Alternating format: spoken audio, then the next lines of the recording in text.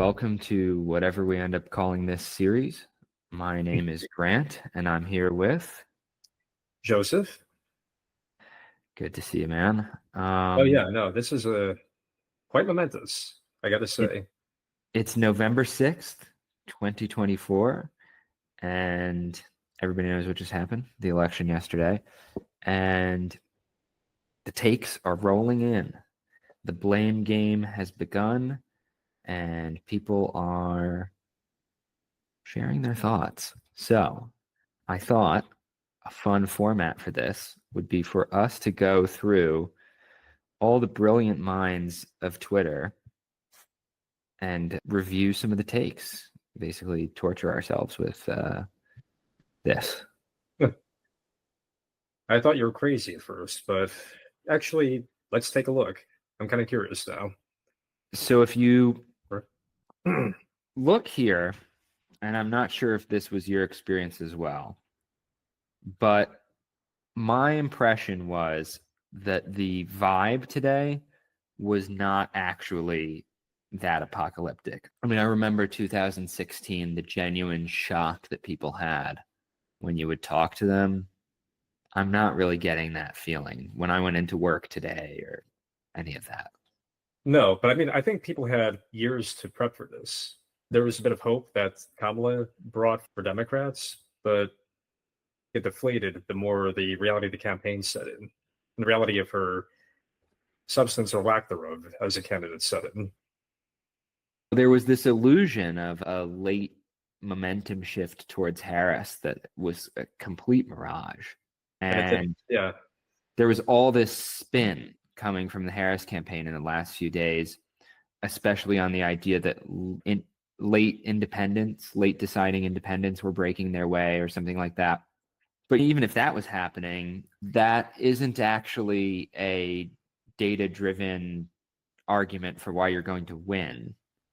You can say you have some last-second momentum. That's not actually a case that you see a path, a robust path, and that the numbers are really strong for you.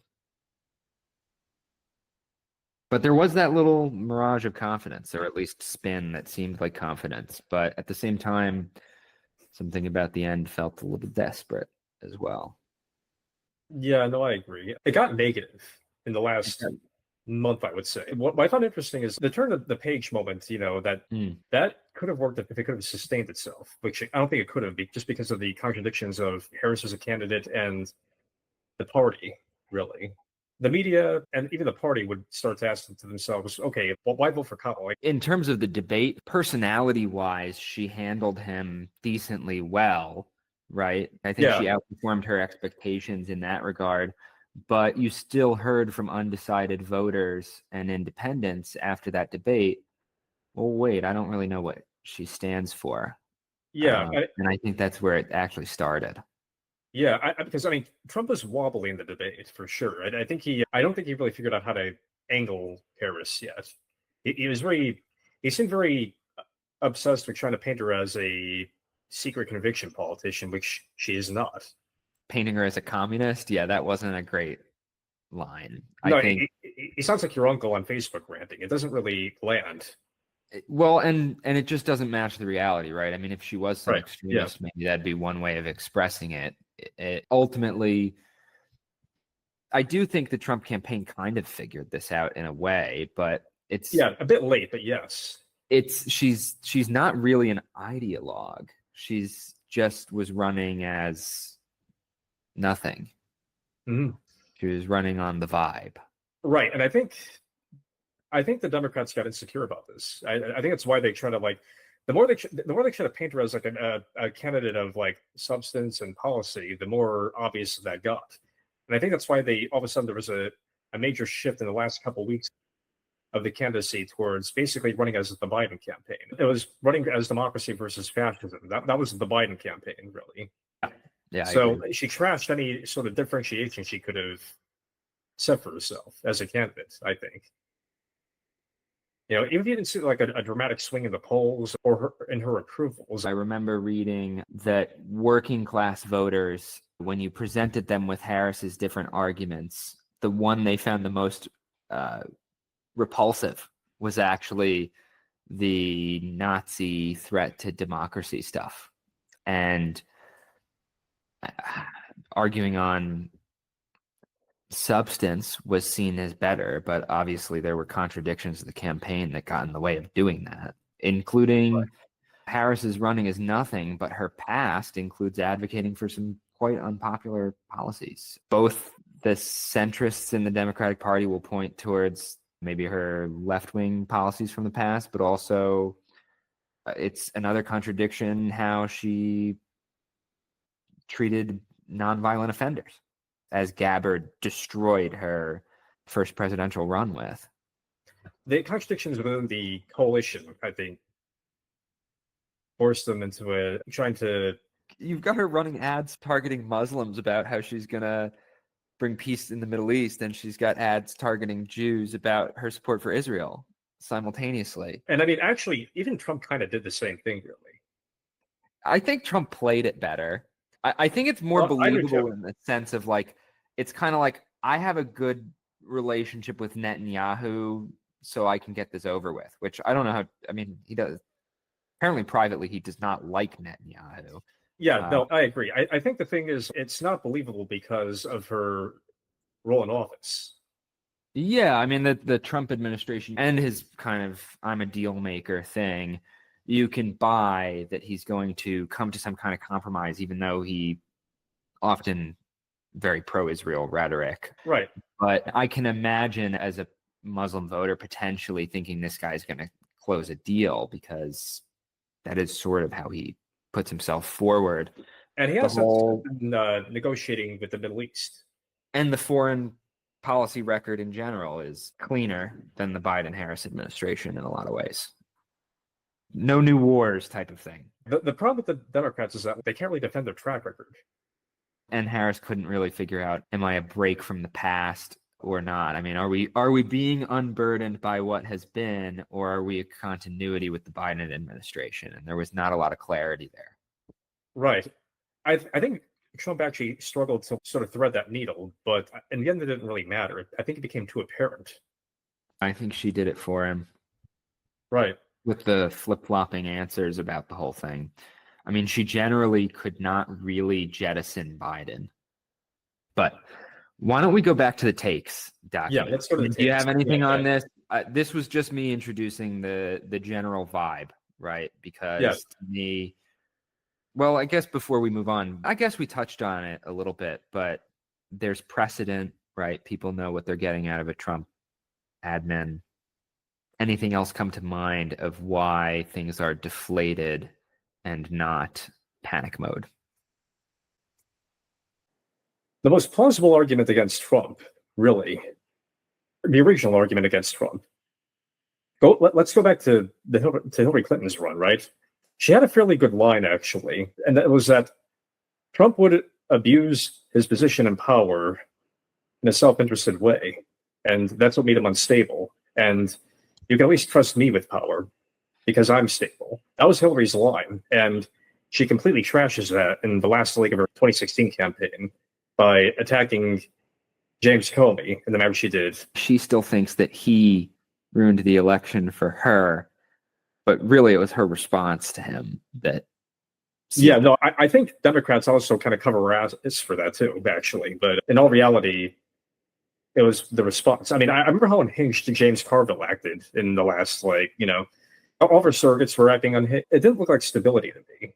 If you're the establishment bulwark campaign, you don't start attacking the FBI at the last second. No, you do not. Actually, the Harris campaign had this a little bit, but I don't think it's come out in the open too much.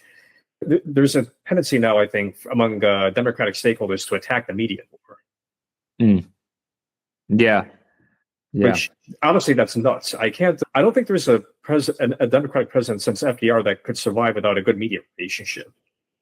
Yeah. So yeah, clearly that wouldn't have gone well for them, and it hasn't. But I think getting back to what I was saying, though, Biden's whole thing was stability too, though. It was more plausible with him because he didn't really have to campaign, and also things didn't look stable in 2020. I mean, Trump kind of stuck his hand in the cookie jar with COVID, really, and he couldn't really put that genie back in the bottle. Right. politically speaking. I guess towards the end of that campaign, people are starting to get more skeptical of the COVID response that Trump pivoted on ultimately, and that's what almost saved his 2020 campaign. Well, it was so close. It became a referendum on COVID. And then you had the kind of people who felt it was an overreach then came out for Trump and brought him back to the brink. Right. But I do think that the political establishment, and this happened internationally too, they were given the benefit of the doubt again. Okay, maybe you can handle this. And they did it. It's much harder to make not only is Harris an incumbent, but the whole story of the Biden administration is this falling apart of the promise that the adults will be back in charge and everything will stabilize. Right. I mean, COVID was a good example of this. The rise of the Omicron variant, for instance, and that kind of destroyed the whole vaccine regime that they were like trying to push, really. Well, and just the very premise that the virus could be completely controlled by political will and blew that up. Right, as did the withdrawal from Afghanistan. Because Afghanistan, they drank the Kool-Aid on this. They thought that the Afghan client state would hold up. It collapsed within days in such a spectacular way that the Biden administration's authority never recovered from that. Then, of course, the economic fallout from COVID finally hit. Right. Which also, we're told the economy was great, which actually, I do want to talk about that because the economy is complicated. And I understand why you have some Democrats who are saying, well, the economy is not as bad as people say or something like that, right? Like, I mean, I don't really agree with it, but there are, like, it'd be an interesting question. Have we been in a recession at all during Biden's administration? I wouldn't argue that. I think it's more of like a cost of living issue. Yeah, it's a cost of living crisis. And maybe that has, subsided a little bit. They actually, right. I guess people don't just forgive it. I mean, I guess that's what Democrats are expecting, is for people to just forgive it because it's Right. And I mean, ultimately, this does fall on the international COVID response, which Trump does have a hand in. Right. In a way, I can't even. I don't blame Biden for this, really. I think the problem is ultimately. We did have the Inflation Reduction Act. Yeah, that didn't do anything. It was mostly through the monetary policy, really. And that's on the Fed. That's on Jerome Powell, who actually did engineer the soft landing on this too. But ultimately, it falls on the political class. And it does fall on Trump, actually, that he kind of caved on this early on. The only issue is his opposition was more extreme than him. Right, on the issue. And he actually came around on it. So, like, they can't even attack him on anything involving. That's kind of why COVID was sort of brushed away as an issue, really, despite being so monumental. Yeah, it got memory hold. Right, because it couldn't be turned into political fodder afterwards. It became a liability for the political establishment to talk about it all. That's why, if they were really confident, ultimately, that it was such a disaster. If they felt they had done the right thing, then I think we'd hear about it a little bit more. I mean, wouldn't we be hearing all the time Donald Trump killed however many million people if there was really still a belief that you could have politically controlled the virus with the right state interventions without lots of people catching a novel respiratory disease coming around? Yeah. I do think a lot of Democrats probably still do think that, but they won't say it. They won't say it out loud. Yeah. So the idea that this kind of shows the whole illusion that the political establishment is like a bedrock of stability was finally trashed by the Biden administration, really. It was really trashed even before that. I think COVID was sort of a slow motion detonation of that, really. And the war on terror. Yeah. Right. I mean, stages. It has. I mean, I think the war on terror, it hurt the Republicans more than the Democrats, but it still hurt the Democrats, at least the establishment ones. I think COVID has predominantly hurt the Democrats, really. So let me jump into this. I don't know who Brian Rosenwald is. I think he's a podcaster or an author or something. Oh, he's an author. What do you say? He works at Penn, I guess. Anyway, Here's the challenge for the Democratic Party. Missouri voted for a $15 minimum wage, paid sick leave, and abortion rights, and Democrats cannot compete there at all. And he says the answer to that is the road to a comeback. I mean, we'll see about that last part. I don't know that the introspection is going to be that good. I think we're kind of seeing that too, really, with a lot of the responses that are less thoughtful. It's more of just a circular firing squad of blame gaming, whether it's the Biden administration, I should say the Biden inner circle, that they're excuse making internally, Harris defenders, party centrists, party leftists. Yeah, there's a lot of, it's Biden's fault, it's Harris's fault, it's the left's fault, it's the center's fault, and there's truths to each of these things, right? Because the blame actually does kind of spread around. I think it's actually paving over the deeper dysfunction and problems of the Democratic Party. It is, and I guess tying that into this, I mean, it's not a stupid question that he's asking. Right. Well, ultimately, what he's saying is that Missouri went for the progressive policies, Trump presidency, McDonald's combo meal. Yeah, exactly. What do you do about that? How do you explain that with the election as a right-wing shift, for example? Which is how a lot of the Democrat responses interpret things, right? Like the nation has shifted to the right. We're in a conservative backlash. These are the kind of things that we're hearing. Right. And also, Missouri used to be a Democratic state, which I think kind of, that gets into like why, what you were saying, that there isn't really a comeback coming, really, because there are deeper social reasons for why that was the case.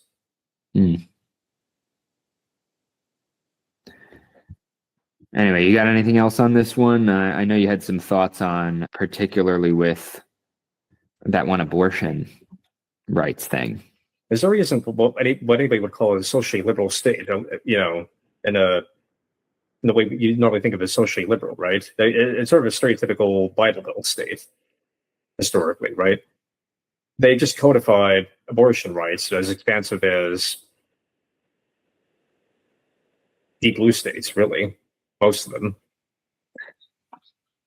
And it makes the argument that Roe was not, I mean, you know, that was a way to play political football with it for a generation. And now, I don't know, they actually are getting done. Right. Now that it's gone, you are going to see, I think, and you are seeing actually a decisive shift towards pro-choice consensus among Americans. There isn't really division anymore. Not because now we're hitting 60% plus of people leaning towards abortion should be legal in most cases. Well, and also the abortion rights, realistically, even under Roe, were death by 1,000 cuts in red states a lot of the time, and this might actually undermine that. I mean, there's only I think there's only an abortion clinic in St. Louis right now. I think that's going to change now, but because of Dobbs. Yeah, it's supremely ironic, really. The right was cursed with getting what they wanted here, and they don't like it. Probably. I don't know. I think a lot of them are caving. On that note, Rich Baris, the crazy right-wing guy, turned out to be right on this. No, his stuff doesn't look bad in retrospect when you look at how the polling actually turned out. I mean, I think that shows how busted sampling is at this point, right? They can't poll these people, like these probably low propensity Trump people that don't want to pick up the phone to pollsters. Yep. How dare they? I mean, I was listening to Coast to Coast Art Bell. I like to listen to old 90s radio, like rerun stuff. And even back then, people would call in and joke about, oh, yeah, I lie to pollsters all the time. It's fun. So. Yeah, I've kind of wondered how many, because I guess you do see a lot of these polls, I think they did overstate how much black support there actually was for Trump. Yeah. I mean, there seems to be something that happened there. But there is a shift, but it's not that dramatic. I could buy maybe 15% Trump vote. I think once you look at the precinct data, I haven't really dug through any of that yet. I don't even know how much of it is really clear yet because a lot of cities haven't fully counted everything yet. But I bet you, with a lot of these polls, it's some white guy that's screwing around with a pollster, which is, It's how it is. But like, voters don't believe a damn word of the big media fear mongering about abortion. It's not really.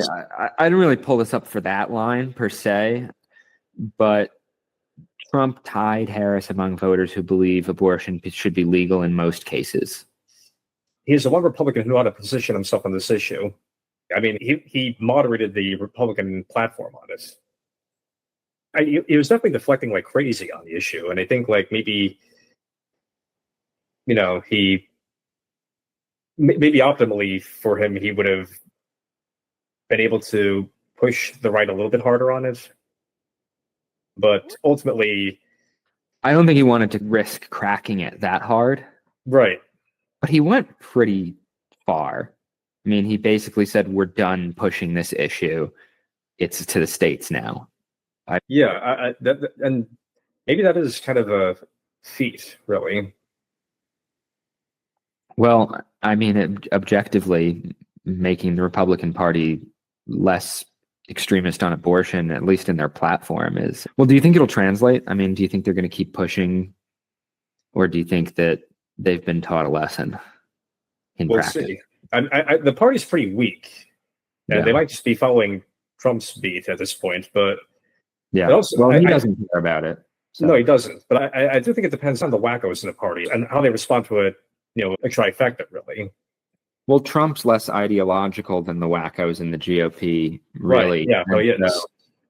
It depends on whether they're loyal to him in a certain sense or to their ideas around revitalizing the right wing or something like that, right? Because do they have to prove to themselves that they're the right, or did that kind of already happen with Dobbs? Voters without a college degree of all races, Obama 7 to Trump 14 over 16 years. Well, look at them individually too. Think about it. Yeah, it's a slow crack. Yeah, but also like except 2020. I'm not thinking of it that way. Yeah. Okay. I'm thinking of every race since Obama. Voters without a college degree have gone for the anti-politician. Yeah, no, you're right. That is true. Yes, that's what stuck out to me here.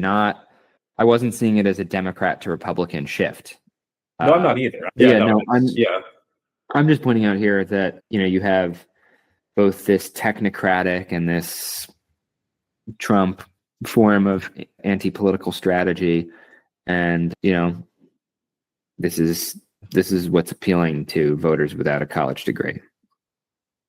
And, I guess... I do know Obama-Trump voters, do you? I definitely know them. Me too. And I guess for somebody listening who isn't that familiar with our work in the past, they're going to be like, what are you talking about?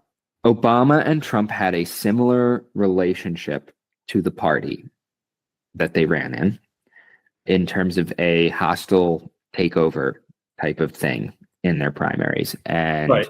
It's a little blurrier with Obama, but yes. And running against politics as a strategy, which I think is different than, for example, Bush running as an outsider or something like that. But actually running against, for Obama, it was like running against the gridlock in Washington as a technocrat who's going to kind of make things start moving again. Right.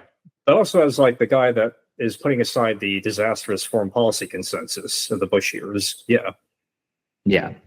And that was an uphill battle for Obama against the foreign policy entrenched interests. So it was, yeah. It shows how disastrous it was, actually, that like he could just hijack it. Right. People didn't take Obama that seriously until he started winning primaries. He was, maybe you said this once a long time ago, but I liked it. Obama was more gloves off with Clinton than Sanders was. He was, yes. And people forget that. People forget, especially early Obama, how anti-political his pitch was. Before DNC speech, right? It's all about running against the pundits, politicians, and how they divide America, and how America actually is unified. It's sort of like a unified mixed salad bowl of people of different persuasions and vocations and views, and that's what makes America great. And that's anti-politics. That is, and that's why it's a great speech. But everybody misses out like that aspect of it, really. They just think that, oh, he's making it's nice sounding words. No, he was playing on anti-politics. Right. They emphasize his charisma, which of course. But that's why it's charismatic. Like, if it didn't have anti-politics, he'd just be another windy blowhard. Yeah. Yeah. And so goes to the Democratic Party, Right. Honeyed words, whatever. Sure, yeah. You can find that. But yeah, you look here, 2008 to 2024, voters without a college degree of all races, by the way, there's continuity here. It's just not left-right continuity. No, it's anti-political continuity. And it seems to get more entrenched, if you look at it that way. Mm. Especially, too, thinking of Trump as a more outwardly hostile manifestation of anti-politics. Yeah, which gets what I was saying before, because Obama did sort of leverage a lot of middle to upper tier Democrats that were not friendly towards the Clintons. Mm. Harry Reid, Ted Kennedy. Decidedly not anti-politicians. They weren't, no. But they had bones to pick with the Clintons, for sure. And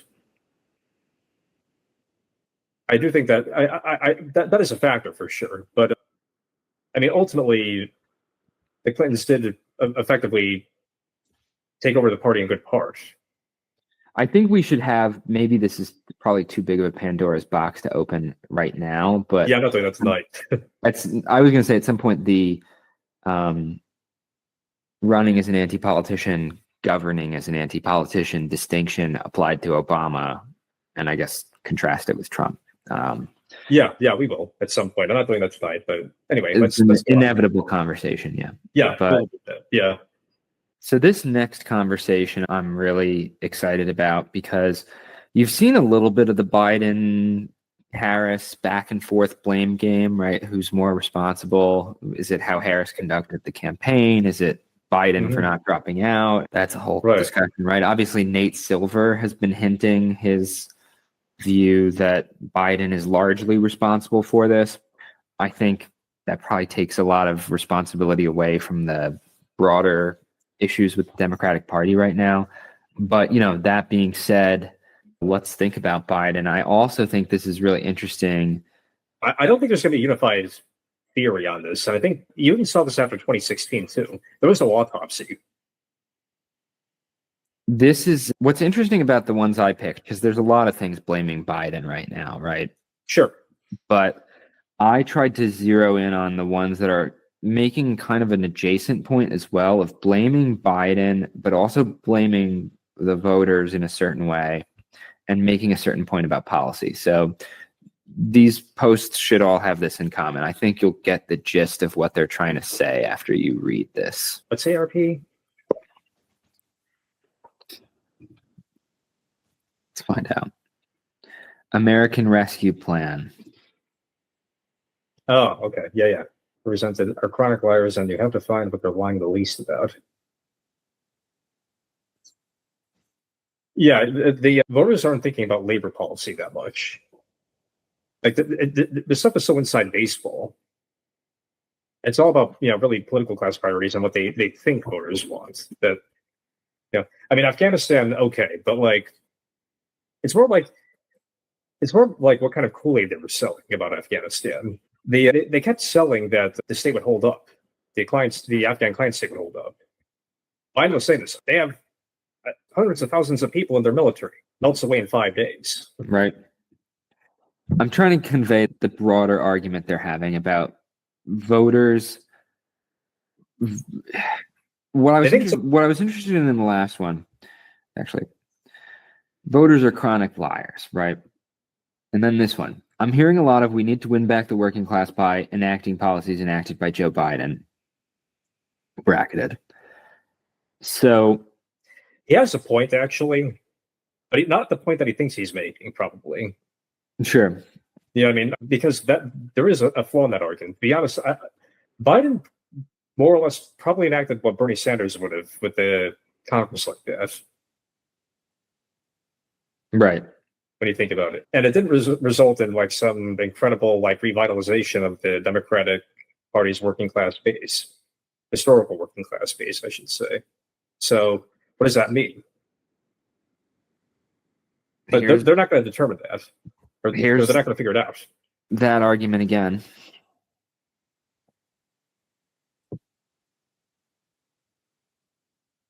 I mean, I think they're overstating. Obviously, the Biden people are going to overstate the success of these initiatives, but this is the argument they're making, is that basically you can poll voters and they say they want these left-wing economic populist things, but it doesn't really matter to them.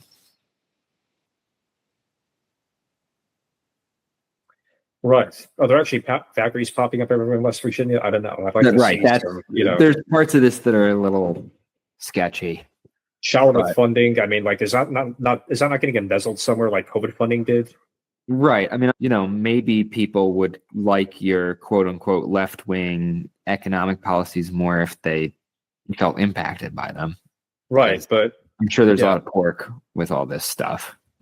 There isn't much Keynesian multiplier, I think, to these like giant mystery meat $1 trillion packages that the Democrats ram through every 10 years, really, when you think about it. I don't know, because it's my lived experience, but like, what have I seen from Build Back Better? A couple of highways got rebuilt in my state. I don't know about you, but I mean, it certainly isn't the New Deal. But, they told Biden that he could be FDR, and he seemed to have believed them. I hope he's okay right now. I hope he's like taking a bubble bath, eating ice cream, Yeah. I hope he's okay. I miss Joe Biden. It was a more fun race with him than with Harris. Honestly, it was. My meme of the election cycle is the AI video of Trump and Biden duetting that Chinese song from TikTok. That's number one for me. It is very sweet and melancholy. It's poignant, and it captures the weird existential part of Trump, that like the longing or whatever. I don't know what it is. I don't want to psychoanalyze him too much, actually, but that melancholy, that's what it is. That melancholy aspect of Trump. Yeah, he's almost like a Charles Foster Kane that's a little bit more nihilistic. Yeah, I could see that. So anyway, I don't really know what I'm getting at with these. There is something going on though with trying to talk about, like, they're trying to make this point about, we did all the left-wing policies and nobody liked us over it or whatever, but there's something very antisocial and hostile about the way they're making it. No, of course it is, yeah. There's a truth to it in that if you give the left wing of the Democratic Party their laundry list, it's not going to work, yeah. It doesn't actually work anyway. That part, yeah. I don't think that's actually a ringing endorsement of Democratic Party centrism either, right? Because they're going to take away from this, like, we've got to be more moderate or something, as if Harris ran a far left campaign. She didn't run on anything, really. That was the whole point. It's back to the vacuum. I mean, that's the thing. It's not like she owned. Yeah. I actually wonder how that would have gone for her if she was trying to.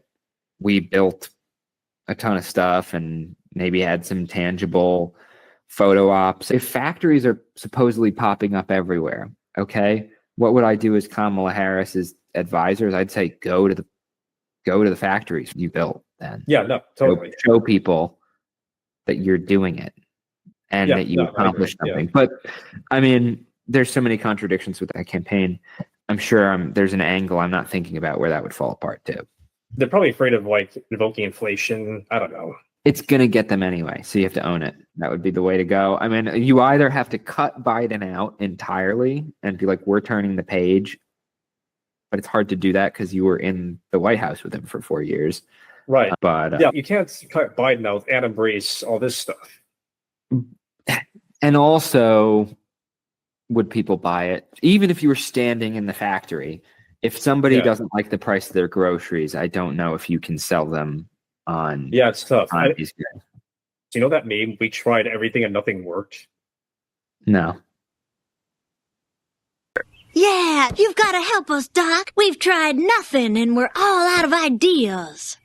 I don't know if it really applies, but like it just, or maybe it's sort of like how they treat anti-politics, actually.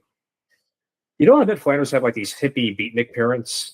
In The Simpsons, Ned Flanders. He was like misbehaving, and then they take him to like a child psychiatrist. They'd never disciplined him in any way, and that's kind of I think that's how they approach things. Really, never examined why Obama worked. Really, I think that's a good way of, because I was trying to show you these and figure out where does this discussion land, right, between the different Democratic Party factions, to the extent there are still even coherent Democratic Party factions. I wondered about that. Yeah, that's another discussion, I think. Like, I don't know. Where do they go next, and how eroded is any control over what's going on? I mean, who's in charge now, that kind of thing. Right. And who's going to pivot, too? Like, Fetterman used to be a leftist. Now he isn't. Right. You know, that was going on before this. I think he smelled blood in the water, though, so. All right, let's jump to the takes. Jump back to the takes list. Do you want to talk about the future of Harris? That might be more of an end of episode conversation, really. What's that? Sorry, you said future of Harris, and I just goes, that's, All right, we can go quickly. We can go quickly through it if you think it's going to be that little. Find a landing spot in governor of California. I don't buy it. That she's going to be the governor of California. No, it's going to be his lieutenant governor. I don't know. She's going to be a MSNBC correspondent or something. I mean, all the seats in like California are taken at this point. Oh, I haven't read this. What? Yeah, what did he say?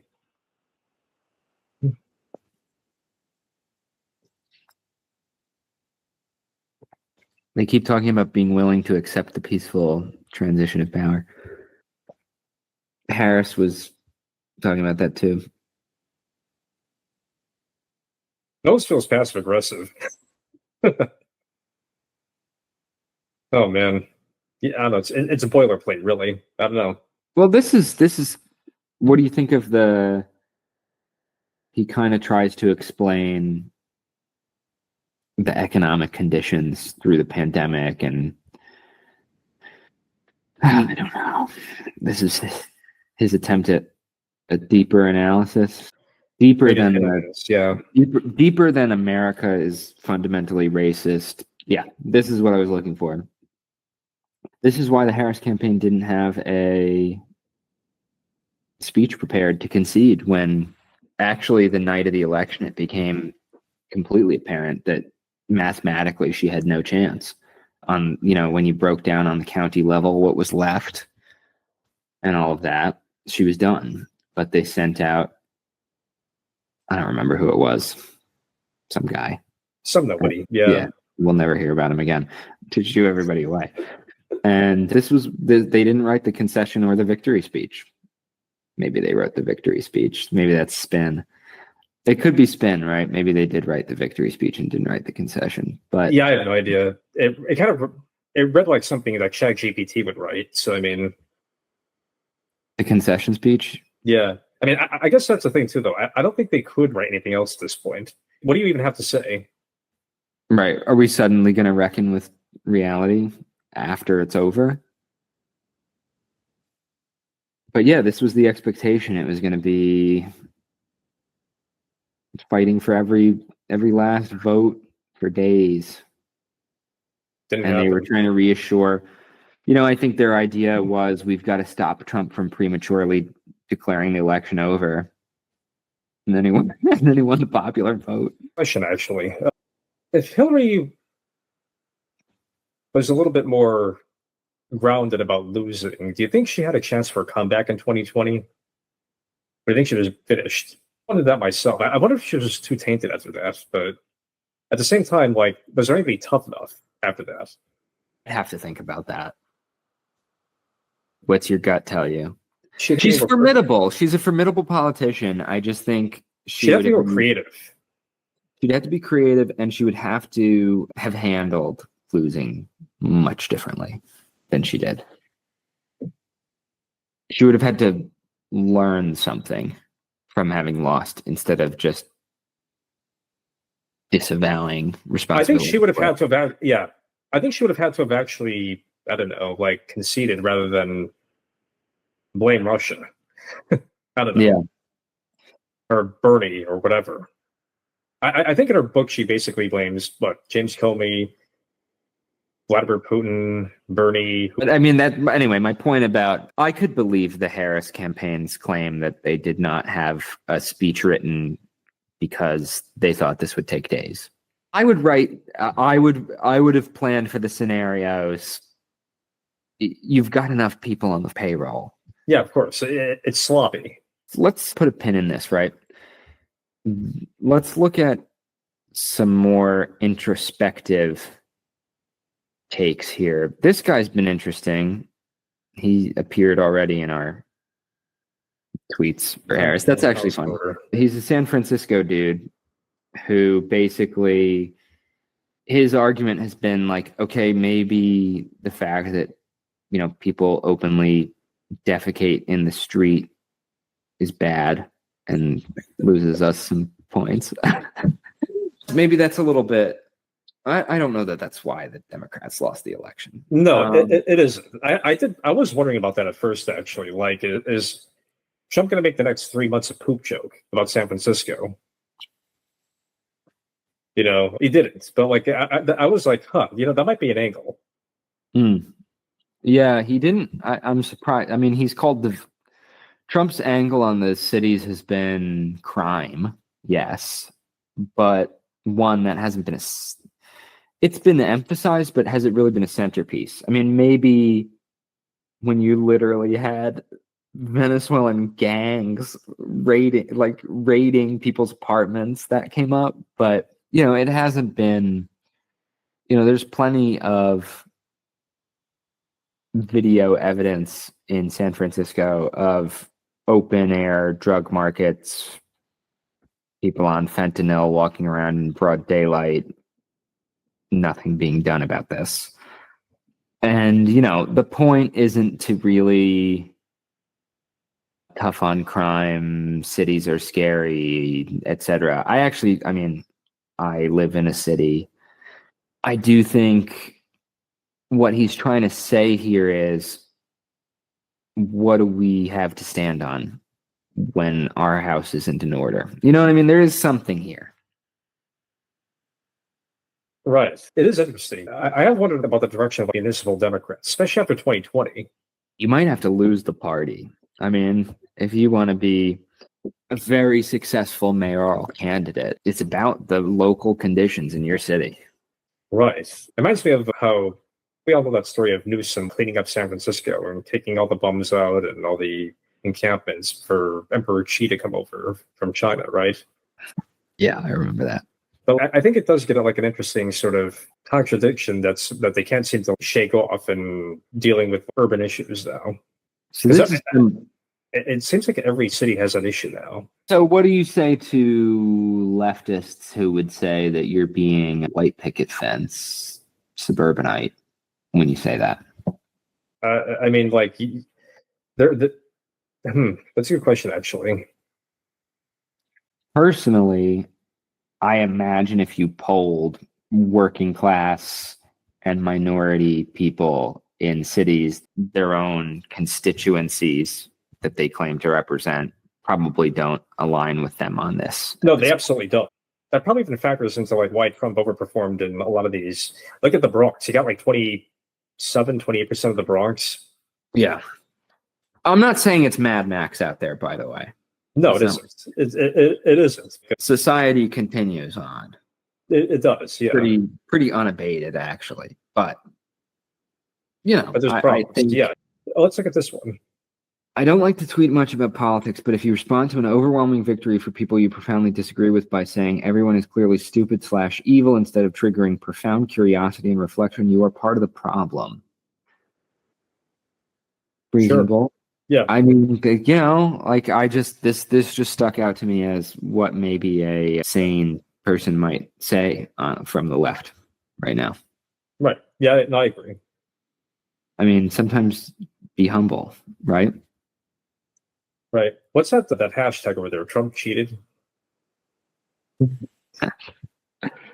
Well, if Trump cheated, they can contest the election, perhaps when it's being certified on January 6th. Any closing thoughts on this election? People will want to read it. we'll put it through all these lenses of like, oh, this is a rightward turn of society. You know, we didn't do this, we didn't do that. It's really just that Trump, for all this baggage, whether he's even as on the ball as he was a decade ago, you know, for all his wackiness, ultimately he won because of anti-politics. He's the only guy that can angle that really right now. And ultimately, I think the Democrats trashed any sense that the establishment is really stable or viable as an alternative.